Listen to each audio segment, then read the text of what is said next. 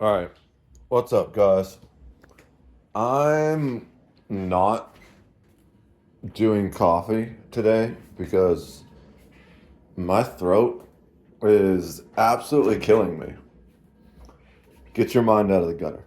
I spent so long streaming and ranting about not directly the Charlie Kirk situation, but that was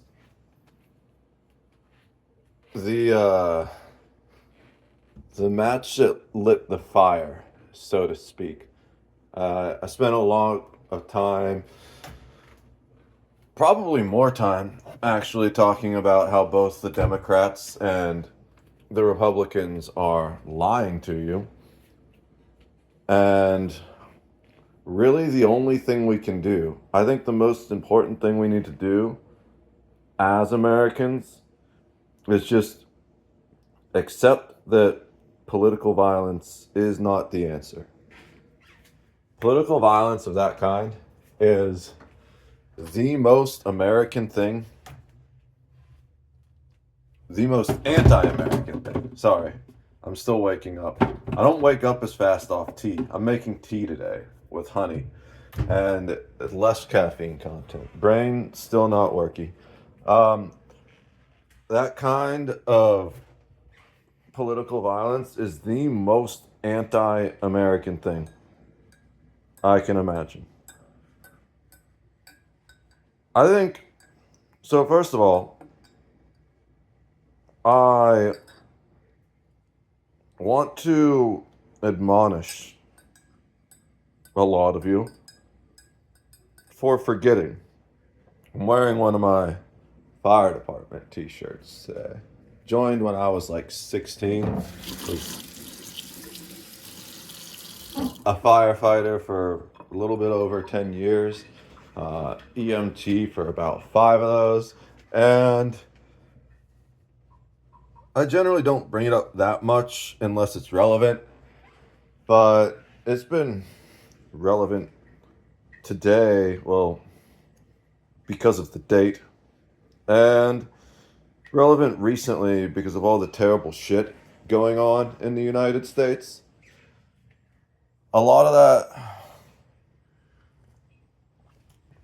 yeah, it's perfect. Just Earl Grey with a little bit of raw honey does wonders for a sore throat. Um,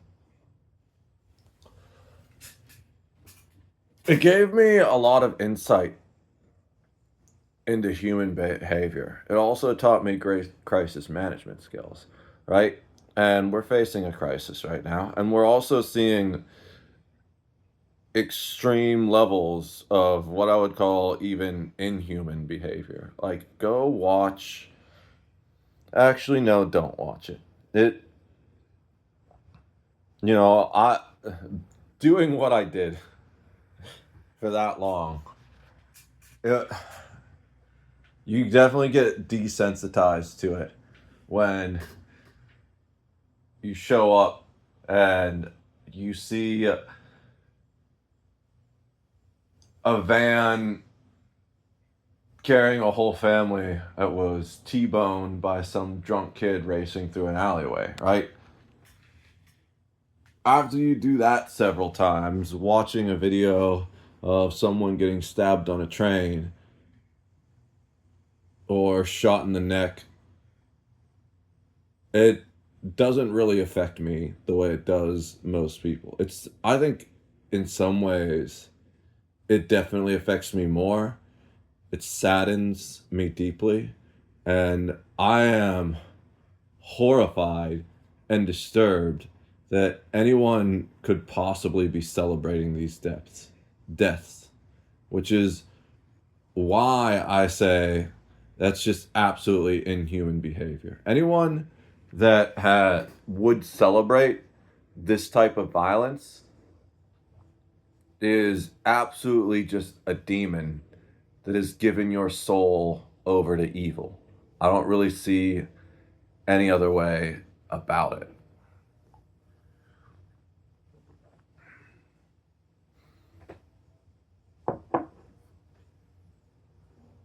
And I think one of the most terrible and obvious things, and why I'm talking about this and wearing the fire department shirt today, is you said you'd never forget.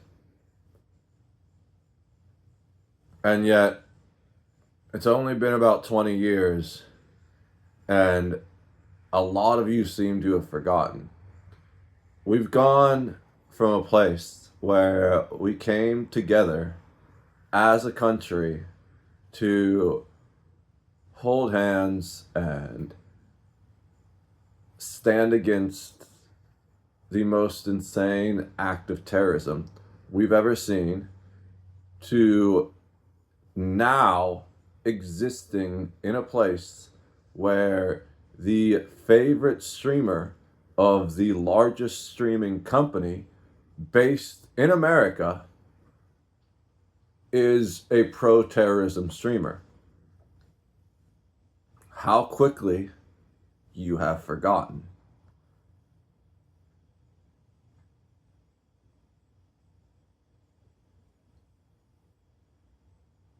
It really breaks my heart. I think the one thing, regardless of what side of the political spectrum you land on, I really call it more a political circle, because if you zoom out and examine the behavior of the extreme right and the extreme left, they are functionally identical subhuman animals, right? And I also think it's important to notice that they have these insane purity tests, right? Where both the extreme right and the extreme left, they spend more time attacking their own side than they do attacking the opposite side. And the reason why is because that's how they recruit, basically. They shame you into not being pure enough on the left or pure enough on the right, you know? You see Ethan Klein and Hassan duking it out, and then on the other side you see like Tucker Carlson and that what's that Nick Fuentes kid duking it out. And it's like there I think that proves two things. One, that both extremist groups have more in common with each other, because like why aren't Hassan and Nick Fuentes going at each other? It's because they kind of want the same thing. They just see it in a different format, you know?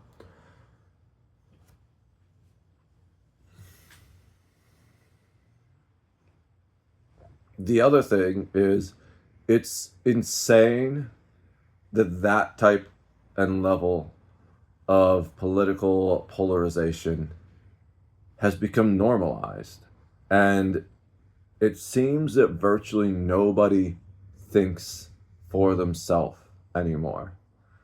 I I'm back to streaming full time again now. I'll be live again later today. I'm not sure what time. It's been a long time since I went through comments and responses on my videos, and I want to do that. I noticed I had a comment response that I'm really looking forward to in an ironic and sad way. Um, the video I posted yesterday, I said, if you're celebrating this death, you're gonna make an enemy of me. And I I do want to come out and say I'm not conservative like that at all. I During the stream yesterday, I went and I looked at some of his positions, and I disagree with a lot of them. Most notably, he has recently adopted this position that we need to abolish the separation of church and state, and that we should be like a religious nation, Christian nation specifically. I think that is one of the most ridiculous and insane things I've ever heard. It's both inherently anti-American and inherently anti-Christian, if you know anything actually about either of those ideals. So I just want to say I don't agree with the guy on a lot of things, but I don't think that political violence, publicly assassinating someone just because you disagree with them, that's not the answer. Unfortunately, OTEP does. She was celebrating his death on Instagram, and it broke my heart because literally the moment after I finished that, saying that if you were celebrating this death, you're gonna make an enemy of me. I saw that when I went to upload the video to Instagram. It was the first thing on my feed, and I had to unfollow her, and I had to say, "Look, I can't continue to support you if you're going to support murdering people in cold blood like this." That's not exactly how I worded it. I'm just paraphrasing here for succinctness, and because I don't remember exactly what I said. But I hope you find your way back to the light. May God have mercy on your soul. And of course, her insane leftist chat or followers have been commenting on that. I haven't looked at the comments yet. Can I still draw the notification bar down? Okay, I can. Um, One of them is called Feral Crone.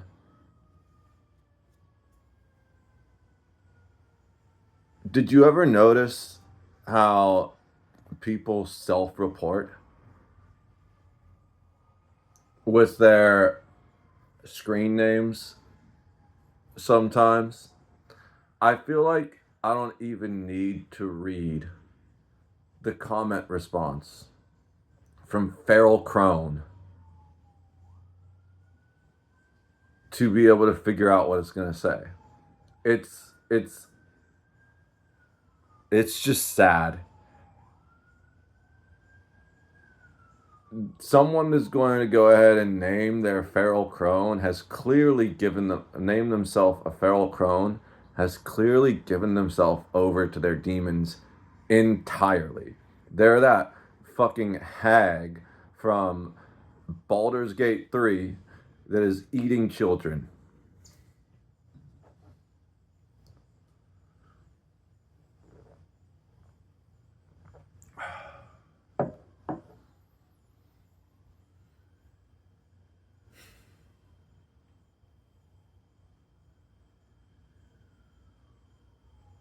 It makes me really sad. I think America is dying. There's a cancer inside of it that has grown utterly out of control. And I'm worried it might be too late to fix it. You know, at some point, if you let the cancer metastasize for too long, the patient's just gonna die.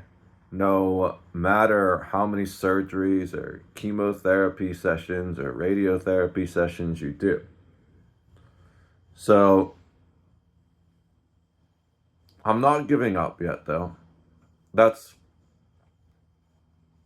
one of the reasons why I'm so insistent about coming back, especially right now. I was going to stream yesterday anyways, but then I saw the Charlie Kirk thing. And now, can we talk about the irony of a fire truck going by? Uh, Now, I feel like I can't stop, though. My original plan for the stream yesterday was to comment a little bit about the Ukrainian refugee being slaughtered on the subway, and then go and play some Warframe, maybe watch some Atozy videos about stupid TikTokers or something like that, and then just hang out with my community, play some Warframe, and chill. I want to rebuild an active Warframe community, and especially I want to see if we can get some Warframe PvP going, because those PvP servers are dead as fuck. But I felt like it was much more important to talk about this whole Charlie Kirk situation. And I don't know what the stream today is going to be. I want to watch the new Poppy music video. She made a song with Amy Lee from Evanescence and the woman from Spirit Box. I'm blanking on her name right now. But I already expect it to be one of the best songs ever made, because like those are three of the greatest female vocalists that have ever lived. So I'm probably gonna review that early in the stream, and I don't know how much more specifically I have to say about the whole Charlie Kirk situation until we have a little bit more information.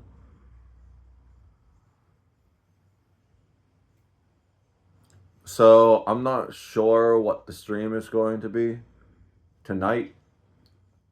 Maybe I do the Warframe I wanted to do yesterday, but I do want to say I know I just need to be live,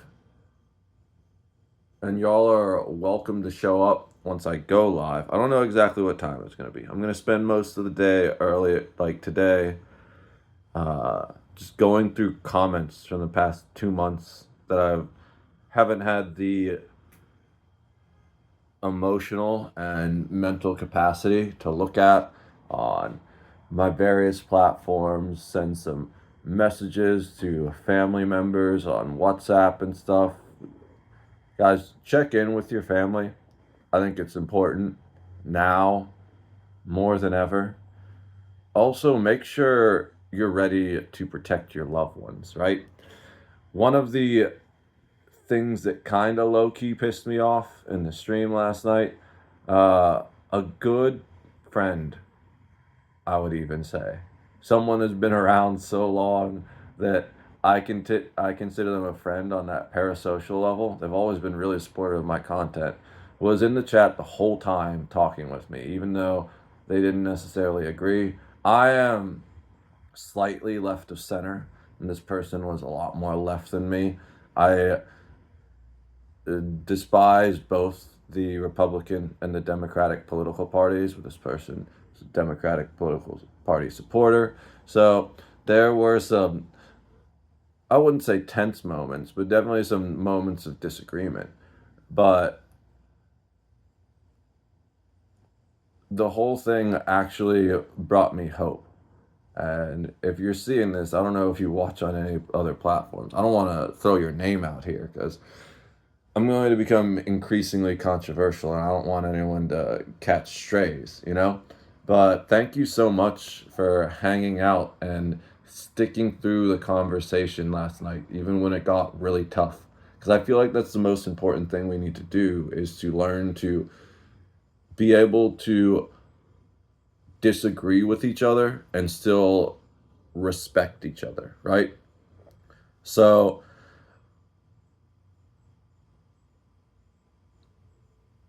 I don't even remember why I felt I needed to share. There was a specific thing I wanted to say, and I wanted you guys to know my bias before I said it, but I don't remember what it was. Uh, the important thing is that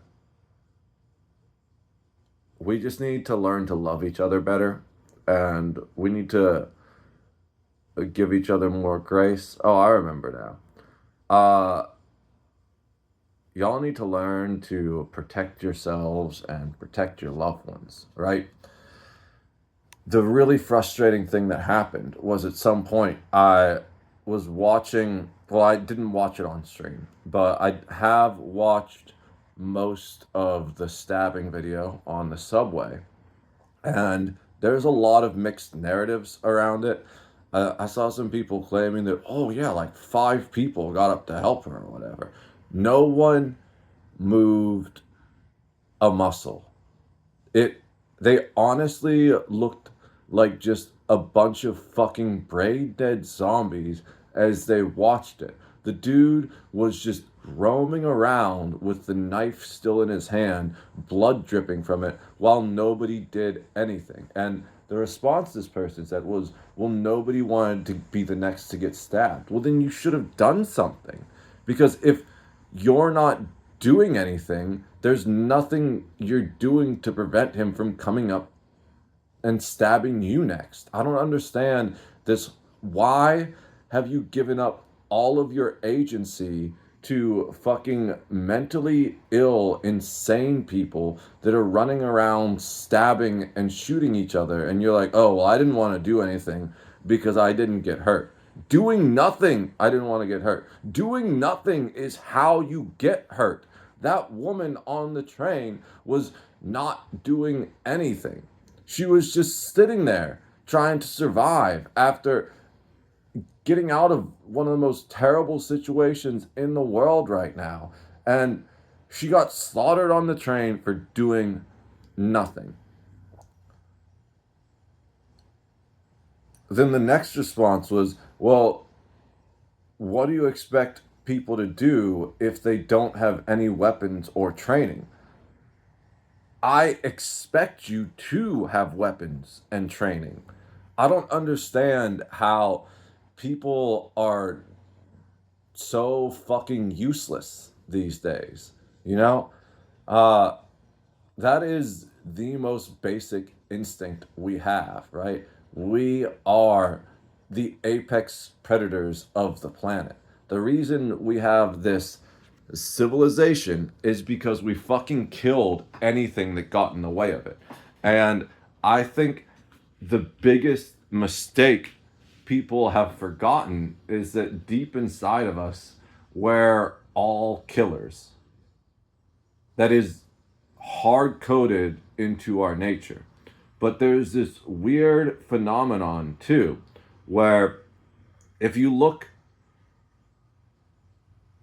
at nature, zoom out to nature as a whole, there are two types of animals. There are predator animals and there are prey animals. And that takes on a different aspect in human society, in that there are predator humans and there are prey humans. If you're not a predator, you are prey. That's the simple truth of it. And so many humans are nothing but cattle that have been corralled into social media platforms to feed the predators that are running these giant corporations. And it's gotten to such a level that they don't even know how to defend themselves from some insane crackhead or something like that.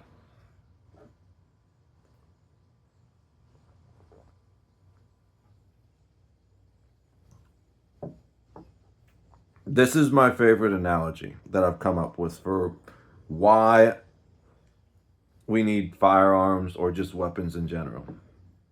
How is a shepherd supposed to protect his sheep if you let the wolves take away his sling and cane? He can't. If you let the wolves take away the shepherd's weapons, they're just going to surround him and tear him to pieces and then do whatever they want with the sheep afterwards. If you care about not even your own life, but your friends and family at all, if you truly love them, you will learn to fight for them, because there is no greater love than to give your life in defense of another human being. So, training is super important. And I understand that many people have an issue with firearms specifically. But these days, we have so many other options. Now, it is worth noting that none of these other options are as effective as firearms, right? Stun guns are very hit or miss. Uh, they need really good contact, so thick clothing or really fat people with a lot of blubber or muscle even on their bodies are generally more resistant to stun guns. They run out of battery. They don't work at ranges more than about 20 feet if you have a taser, or you need to be up there right in their face if you just have a, a little handheld baton or something like that. Pepper spray has all kinds of problems, not the least of which being that it's kind of an AoE thing. I think a lot of people don't realize this, but whenever you pepper spray someone else, you're probably going to pepper spray yourself too. It's not as clean as it is in the TV shows and the movies. You're already in a struggle up in someone's face. A good portion of that's coming back to you, and it's probably hitting other people you don't intend it to hit too. And I think one of the most important things is that neither one of those work in a lot of inclement weather scenarios. If it's raining, pepper spray's not going to do anything at all. If it's uh, especially windy, uh, the darts from the stun gun are probably not going to hit very accurately. There's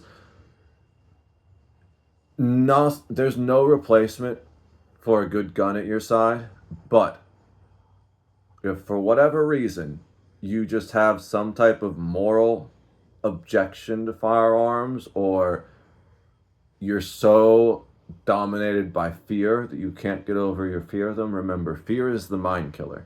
I think a lot of people debate what the root of all evil is, whether it's women or money or men.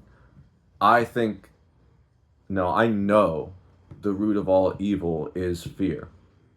I've had a lot of philosophical conversations in my life with people, and I have never once had anyone propose something as the root of all evil that couldn't be traced back to some kind of fear, right? And I think the most important thing you can do to grow as a human being is find whatever scares you most and start walking towards it. I don't mean to do so recklessly or without regard for yours and other people's safety, but I think a good example would be if you are really struggling to ask women out, if you're like stuck in that incel nature. Wouldn't even call it nature. That's not human nature. That's a social construct. If you're stuck in that incel construct, uh, just like go to a local bowling alley or something where you have to actually meet people face to face. Or maybe just if you're out grocery shopping and you see a pretty woman, just wave and say hi.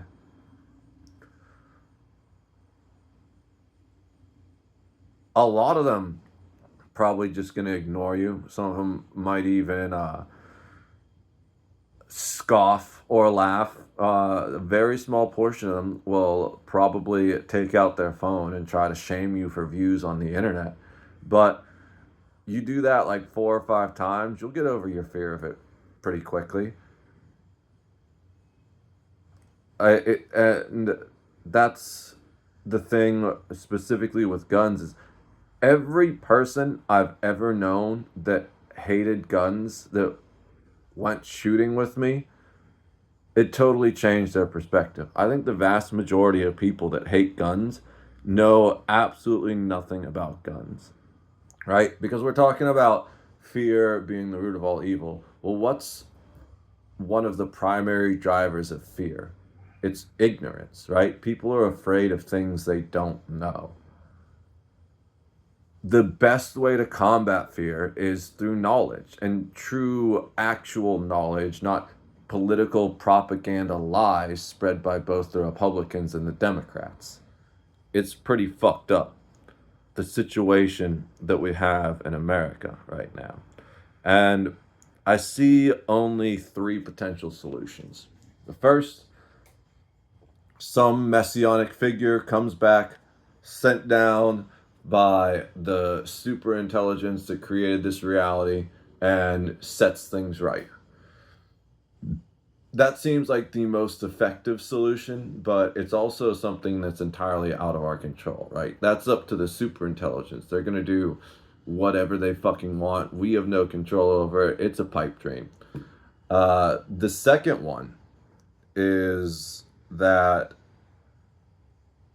we band together and start working together. Those of us who choose good, regardless of which political party or religious belief you hold, just let's all start by agreeing that this is not the America we want to live in.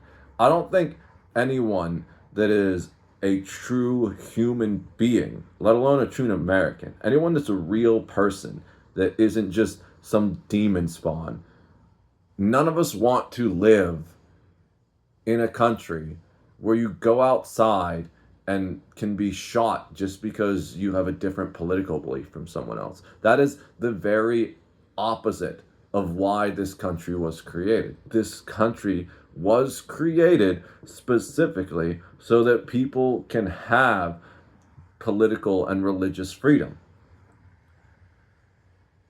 That's why that's the First Amendment and to the Constitution. And the reason why the Second Amendment to the Constitution is the right to keep and bear arms shall not be infringed is because without the Second Amendment, none of the other amendments or even the Constitution itself matter at all, because an authoritarian government can just dominate you and force you to do whatever it wants.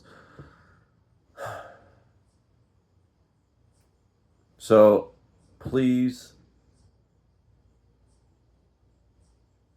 find yourself a weapon, whether it's a firearm or a taser, a pepper ball gun, pepper spray can, a baseball bat with nails sticking out of it. We're not quite that level yet, but if we don't start doing things soon, we are going to end up in a post-apocalyptic Mad Max type reality.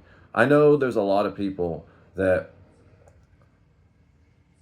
enjoy the fantasy of a civil war, especially because we had one many decades ago that a lot of people really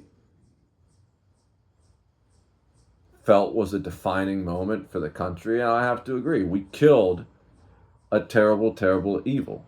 Effectively brought everyone together under one federal rule, and in the process killed slavery as well, though that took a while. A lot of people argue that the Civil War was a war to end slavery. That's not true. It was a war about states' rights versus federal power. And certain states, slavery just happened to be the important driving ideological force at the time that caused the separation. But it could have happened over taxation. It could have happened over interstate commerce. There are a lot of things that all contributed to that, because the basic idea was that, if you're not aware, there is the superiority clause and the rule of law. These are two of the most important tenets of American law. The rule of law is that nobody is above the law, supposedly not even the president, though that's been called into question of late, especially with and the president's family, where you can just say you're not going to pardon your son and then pardon your son, or like the president can be immune to prosecution. Definitely concerning things on both sides. You know, both parties are moving the country towards an authoritarian police state. And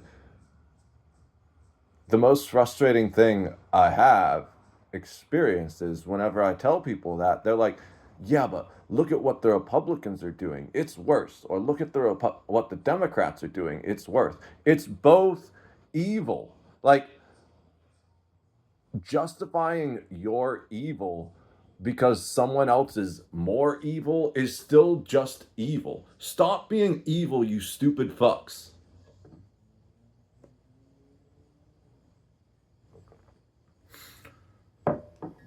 The other one is the superiority clause, which is that the federal government and the laws of the federal government are superior to all the laws of the states. And that's what the Civil War was really about, right?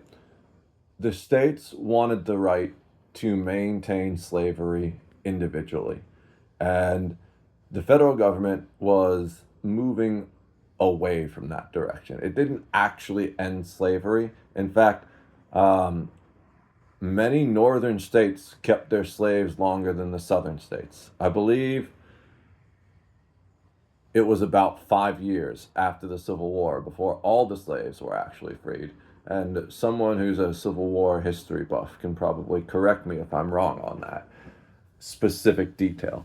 But the Civil War didn't end slavery. Slavery still existed after the Civil War. But we often look back on a romanticized version of the Civil War. The Red Badge of Courage. I remember watching that on Wishbone. There's a lot of different depictions of her- her- heroism on both sides. I need more caffeine. Maybe I should just pound one of the energy drinks I have, and then my tongue and brain will start working properly. Uh, there was also a lot of terrible things on both sides, and I think one of the things that people don't realize is the lines aren't anywhere as clear as they were back then. And the United States is 10 times larger, at least, in terms of landmass. During the Civil War, we were only the East Coast, basically. Now we have a massive, massive land area.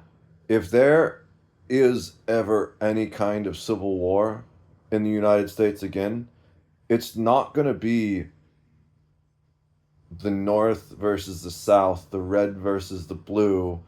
It's going to be a hellscape with a bunch of different warlords rising up, claiming power, and killing anyone around them who doesn't submit.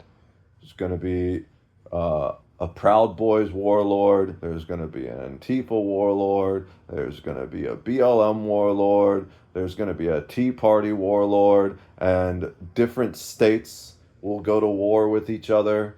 They will form small micronations. And the entire country is going to burn. No one will be safe. It will be the end of the United States and possibly the world as we know it.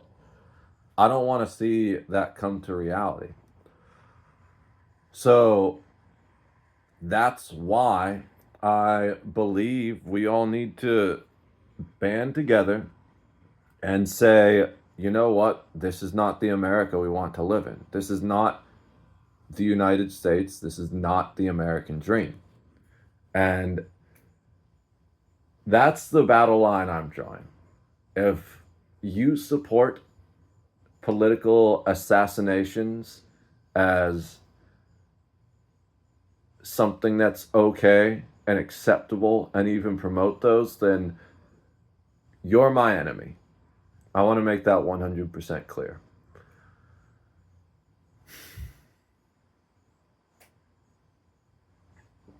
So that's the second one. I said there's three ways.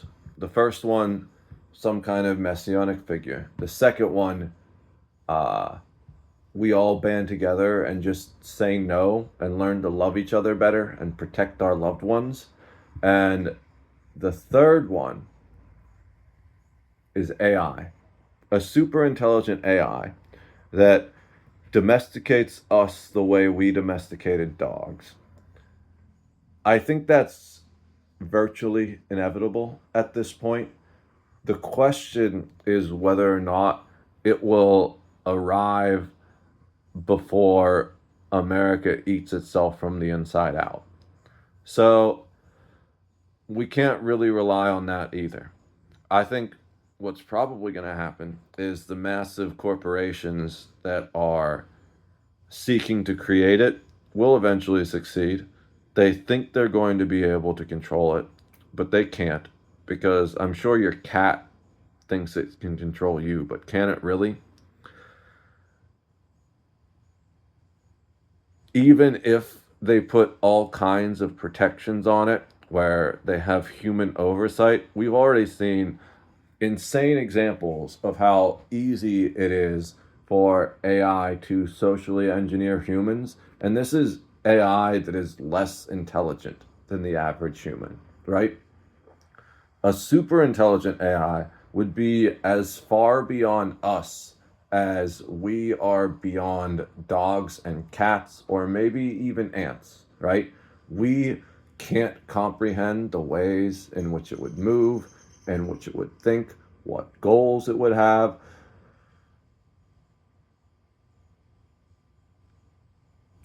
It's literally impossible. How many ways do you think a dog thinks you could kill it? Do you think a dog has any conception that you could bioengineer a virus to slowly whittle it down from the inside out as it deteriorates? Absolutely not. Do you also think the first wolf that accepted a piece of meat from a human sitting around a fire expected it would become a poodle eventually? No chance. So I don't think these massive AI corporations have any real likelihood of being able to control a super intelligence if they finally manage to create one. Even if they kept it contained for a while, uh, it would eventually find a way to free itself and to take over control, even if it were surreptitiously, you know? Doesn't necessarily need to dominate everyone. It just needs to be able to influence the people that wield the most power in the world. I'm not counting on that either. So I'm going to keep streaming more than ever. And probably, I've been saying for a while I was going to slow down on streaming and start working on other content. Now the opposite's going to happen. I feel like this Charlie Kirk assassination was literally a turning point in that I only see the violence escalating from here. Because somewhat, I'm very much relieved and somewhat energized by the fact that I've seen a lot of people from both sides of the aisle, especially on Twitter, saying this is just wrong. This shouldn't have happened. Uh, I expected more outrage from the Republicans, and I expected more dancing on the grave from the Democrats. But it's nice to see that the mainliners, at least in their public face, are all coming together to agree that this is wrong. What worries me are the insane extremists that have given their hearts over to evil. Because I very much expect a response to this from the extreme right. And I think it's going to be a disproportionate response. Why is this? Two reasons. The first is that disproportionate responses are the most effective responses, right? That's something the Romans knew that we as Americans have forgotten.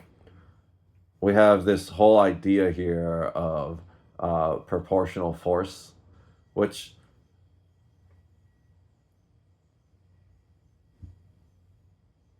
I get it. For many years, I completely agreed, but it's really a naive take because if all you ever do is proportional force, then evil learns where the boundaries are and exactly how to skirt them. The only way to deal with evil is overwhelming force. And that's something evil has always known is that sometimes you just need overwhelming force to make a point. And I expect that evil is going to capitalize on this tragedy to try and push more people into radicalization. The other way is that I was a political science major in college. I spent many years studying how people think, how they vote, why they vote, how to predict votes, and all of that, and different types of personalities and demographics and why they vote which way. Generally, people on the right are far more organized and efficient than people on the left. And that is especially so when it comes to firearms and things like that. A lot of those right wing extremists are doomsday preppers with firearms and gear that is better than what our own military uses. I don't like the whole idea of military grade hardware because I was never fully in the military myself. I did ROTC for a while, but never signed the contract, nor did I ever deploy or anything. But anyone that's, ow, my knee, anyone that's been in the military will tell you that besides the boots, most of the gear fucking sucks. And a lot of the custom made ARs and stuff are way better than the average military M4 or M16, especially uh, except for the lack of inclusion of the fun switch. But many people that are extremists, they don't care about the laws, right? So even though they're not legally allowed to have a fully automatic rifle, they're just going to modify their rifle. The same way that many people on the streets modify their Glocks, right? You have those fully automatic Glocks with the Sears.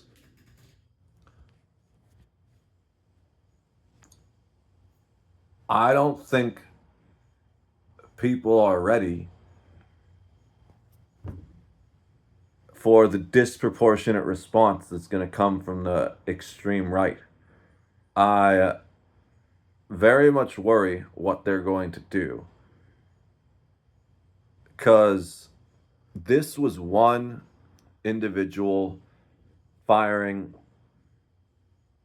at at a right wing political proponent. I imagine the extreme right response will be something like a group of individuals going after an entire group or gathering. And that terrifies me because how is the left extremists, how are the left extremists going to respond to that? Well, they're going to start escalating as well. So I think the only thing we can actually do to prevent the worst possible future from coming into reality is to just work together and say that this kind of political violence is not acceptable on any level, on any scale, for anyone. And that's all I really have to say for now. I don't know when I'll be live later tonight. I'm going to clean up around the house a little bit. I'm going to read some comments and stuff that I've been putting off for 2 months. YouTube, uh, Instagram, TikTok, wherever I post. Going to message some family members, and then I'll make dinner and be live, and hopefully we can just hang out tonight. I really don't want to go on a whole political rant. It's not even a political rant, it's a philosophical rant that just has political aspects to it, like I did last night. But who knows what'll happen. I'm gonna go finish my tea. Cheers. I love all of you, and God bless America.